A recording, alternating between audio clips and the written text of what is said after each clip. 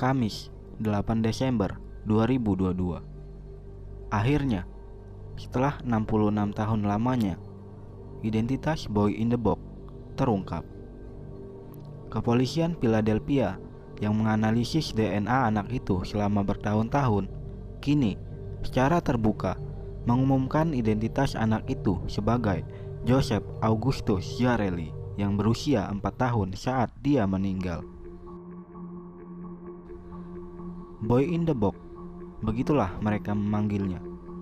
Itu adalah sebutan untuk mayat anak laki-laki yang tidak dapat diidentifikasi pada waktu itu dan ditemukan di dalam kardus.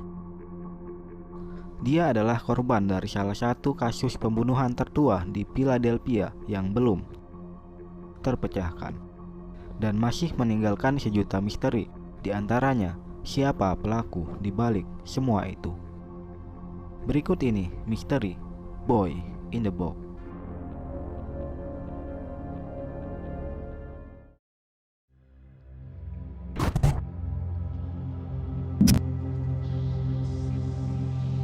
Seorang mahasiswa yang melewati jalan itu melihat seekor kelinci yang masuk ke hutan dan juga melihat sebuah perangkap hewan.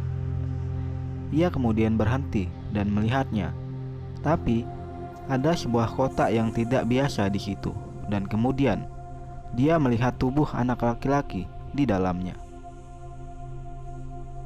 Sehari kemudian, dia melaporkannya ke polisi.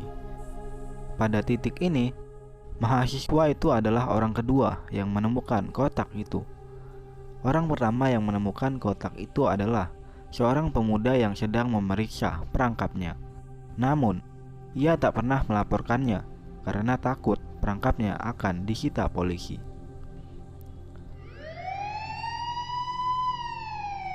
Saat polisi datang ke TKP, mereka membuka kotak itu dan menemukan tubuh anak laki-laki yang telanjang dan dilapisi dengan selimut. Tubuh anak itu sangat mengenaskan. Dia sangat kurus dan kekurangan gizi. Di beberapa bagian tubuhnya terdapat luka lebam, dan yang paling parah ada di bagian kepala. Rambut dan kukunya sudah dipotong, dan jari-jarinya mengkerut seperti dia sudah berada di dalam air dalam waktu yang lama. Polisi awalnya mengira itu adalah tubuh anak laki-laki yang tenggelam dan kemudian dibuang. Namun, itu bertolak belakang dengan hasil otopsi yang mengatakan bahwa anak itu meninggal karena cedera parah di kepala akibat benda tumpul. Tak jauh dari kotak itu, polisi menemukan sebuah topi dan sapu tangan yang bertanda G yang diduga berkaitan dengan anak itu. Ketika mereka menyelidiki barang-barang itu, semuanya hanya menemui jalan buntu. Mereka kemudian melacak kardusnya yang mengarah ke sebuah toko yang bernama J.C. Penney. Mereka menggunakan itu untuk mengemas keranjang bayi. Pada saat itu, keranjang bayi di toko tersebut sudah terjual sebanyak 12 kali, dan dari 12 pembeli, hanya 8 pembeli yang melaporkan kondisi kardus itu. Beberapa dari mereka membuangnya, dan ada juga yang menyimpannya. Namun, tetap saja polisi tidak bisa melacak berdasarkan kardus itu. Akhirnya, polisi mencetak selembaran yang akan dibagikan di seluruh kota.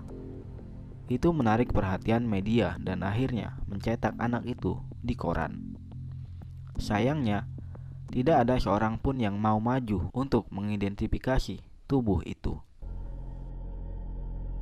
Anak itu lalu dikuburkan dengan nisan bertuliskan America's Unknown Child.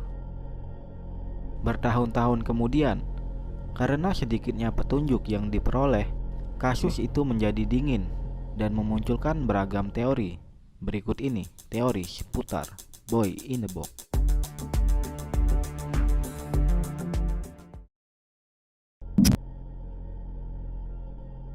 Seniman forensik yang bernama Frank Bender mengembangkan teori bahwa anak itu mungkin dibesarkan menjadi seorang perempuan. Saat korban ditemukan, potongan rambutnya nampak sangat tidak profesional yang dilakukan dengan terburu-buru. Juga alisnya yang ditata menjadi skenario dasar atas teori itu. Pada tahun 2006, Frank membuat sketsa anak itu saat masih hidup dengan rambut yang panjang. Menurutnya, rambut yang dipotong adalah cara untuk menutupi identitas anak itu. Itulah kenapa tidak ada satupun orang yang mengenalinya.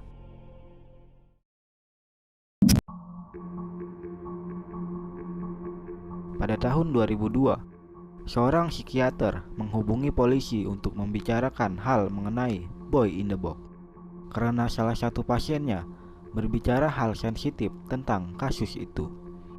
Segera, polisi yang ditemani beberapa pensiunan detektif yang dulu menangani kasus itu pergi menemui pasien itu di kantor psikiater.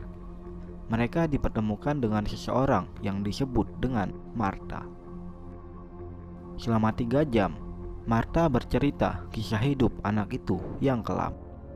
Dia mengatakan kepada polisi bahwa pada tahun 1955, ibunya membeli seorang anak laki-laki yang bernama Jonathan dari sebuah rumah dan membawanya tinggal bersama di Philadelphia. Suatu malam, saat makan malam, anak itu memuntahkan kacang panggang yang dia makan, yang membuat ibu Martha sangat marah lalu menganiayanya, membantingnya ke lantai sampai anak itu tidak sadarkan diri dan akhirnya meninggal.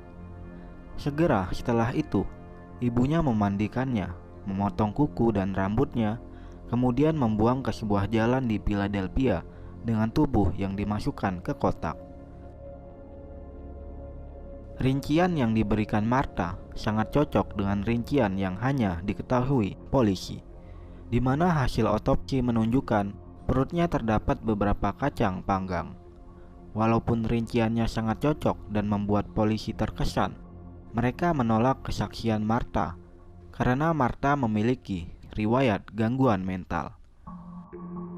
Kasus itu kemudian meredup dan hampir terlupakan, sampai di mana setelah 66 tahun lamanya, polisi berhasil mengungkapkan identitas anak itu. Tapi mereka belum bisa menjelaskan kenapa anak itu dibunuh atau siapa pelakunya.